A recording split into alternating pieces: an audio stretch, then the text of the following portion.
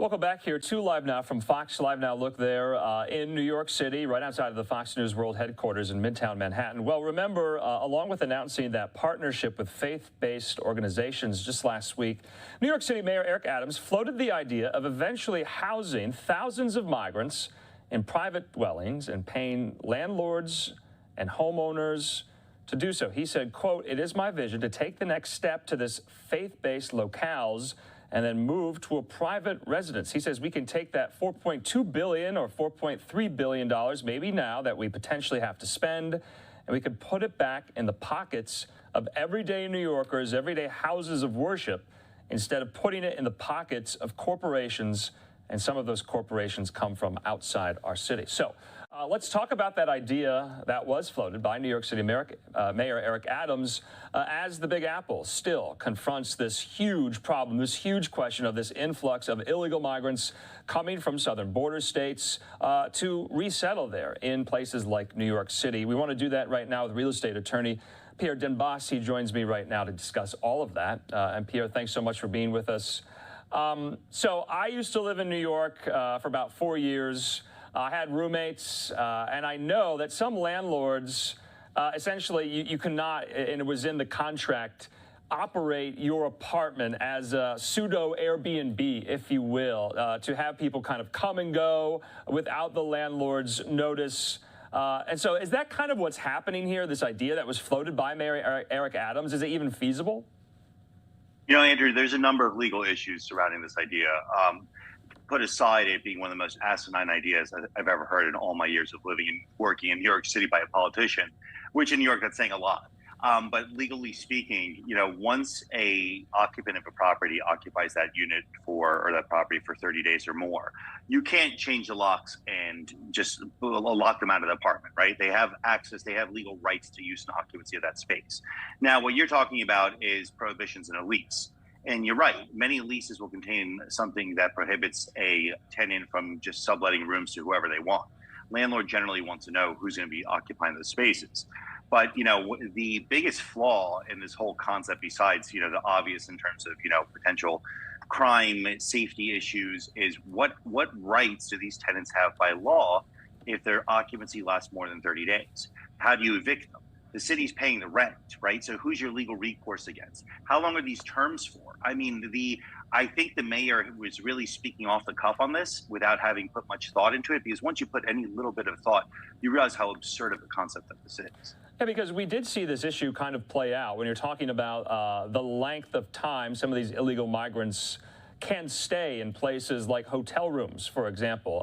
The Mayor Eric Adams' administration was up against this kind of hard deadline because, like you said, Pierre, after I believe 30 days, some of these illegal migrants and their families that they travel with, they can have a right to, in New York City, from what I understand, the laws on the books there, to stay there indefinitely, squatting laws. Do I have that correct? Yeah, that's pretty accurate. I mean, I'll tell you, tenant laws in New York City are some of the most, the laws here are some of the most tenant-friendly laws in the entire country. So when you add this whole new element to what it is defined, falls on the definition of a tenant, which we've never had this before, right? Are migrants signing leases? You know, what's the legal recourse against somebody that has nothing to lose? You know, these poor people are coming here with barely anything in their pockets and a book bag. So at the end of the day, they have nothing to lose by, you know, not abiding by whatever policies the city puts in place governing their tenancy. So I just think that it's something that it's so far out of the realm of possibility to figure this out. And I think it's not something you'll ever see take off whatsoever. Okay, because New York City is quite unique and specific when you kind of compare it to a lot of other major cities in the country. They have what's known as this, you know, statute and precedent known as right to shelter, meaning that when you walk the streets of New York City, you do not see many homeless people, homeless encampments like we see here in Phoenix or Los Angeles or Seattle or Portland, because of that specific precedent. And that is why they have committed themselves, they have to housing these illegal migrants when they get to the city's environs and come by bus or by plane, and they have to house them. But these homeless shelters are at capacity. They have to find other places to do so. Religious, faith-based organizations and institutions, they're stepping up. But the city is really strapped here. Do you think this was kind of out of desperation on Adams' part? He's just kind of workshopping ideas in public press conferences? That's a fair point because, the mayor did famously tout New York City being a sanctuary city. And as before, we had the influx of thousands of migrants coming in here on a daily basis. So now when you look at it, the city's spending $8 million per day just to house and feed the migrants. That has not one penny of that is going to helping them figure out what they will do and how they will stand on their feet once the government aided housing and food runs out.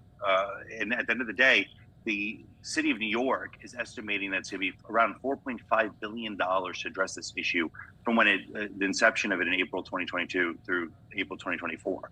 This isn't money the city has, right? Like the city, COVID has had its horrific impact on New York City. Many parts of the city are vibrant. They were what they were pre-COVID, but it is no secret that a significant amount of high-income earners have left and claimed residency elsewhere. Florida and Texas being very popular destinations due to the fact there's no city or state income tax. And secondly, we're in the midst of a commercial real estate issue in terms of office space and valuations. Yeah. And such a significant portion of New York City tax revenue comes from property taxes. So that's the next shoe to drop, is that how much is property tax revenue for the city going to decline? So where is the city going to get the money to do this? Andrew, my biggest problem with this whole thing, forget legalities, forget the safety issue that I'm describing in the practicality, is that why aren't these funds being used to help our homeless crisis? Like you're talking about homeless shelters. A lot of the homeless were thrown out of these shelters to make room for the migrants. And one of the horrific impacts of COVID was the massive influx and increase of homelessness in the streets. Until today, it remains to be an issue that I think that should be higher on the priority list, quite frankly. I mean, instead of, New Yorkers, if they have a spare bedroom available, they want to sublet, they want to get, some type of weekly or monthly stipend or allowance from the city to house migrants. What about, like you said, I just thought of this, that's a novel concept and idea, empty commercial real estate space that has been just completely vacated since the pandemic. Why not use that? So they're already using hotels. Okay. Several hotels obviously went out of business and went into foreclosure as a result of the pandemic. And ironically enough, the city's paying these hotels, many of them over $300 a night to house migrants. Now, these are hotels that average nightly rate would have been $150 per se.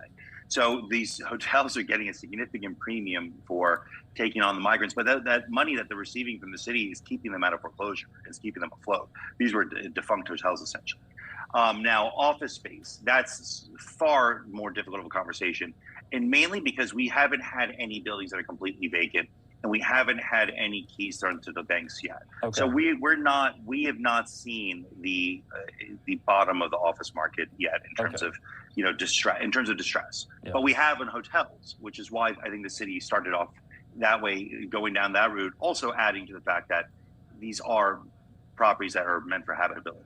Yeah, I mean, it's obviously not my job or your job to kind of workshop these ideas. That was one that just came to mind speaking with you. Lastly, though, Pierre, I know a lot of people live in New York City, friends and family. You live there. Have you asked some of your friends, colleagues about this idea? Have you gotten a sense on whether or not New Yorkers would take this idea in stride and run with it? Or have you kind of heard some opposition to it? Or is it mixed? What are people saying there about it? It's a simple answer. It's laughable. To be honest with you, I've talked to a few of my partners in my law firm about this, some of the top landlord-tenant litigators in the city to get their opinion on it. Spoke to friends and family that live here. I don't know many people that are going to open up their homes in a bedroom to a complete stranger. And again, like I preface it, unfortunately, someone with nothing to lose. And, it's a situation, as much as, the humanity aspect kicks in for you, that is something that I think not many people would actually get over the hump and actually pulling the trigger and do. All right, Pierre Debbas there in New York City talking about this major story. And we just want to stipulate this was just an idea floated. There's really no plan in place, but still interesting nonetheless. And Pierre, thanks so much. Thanks, Andrew. Appreciate it.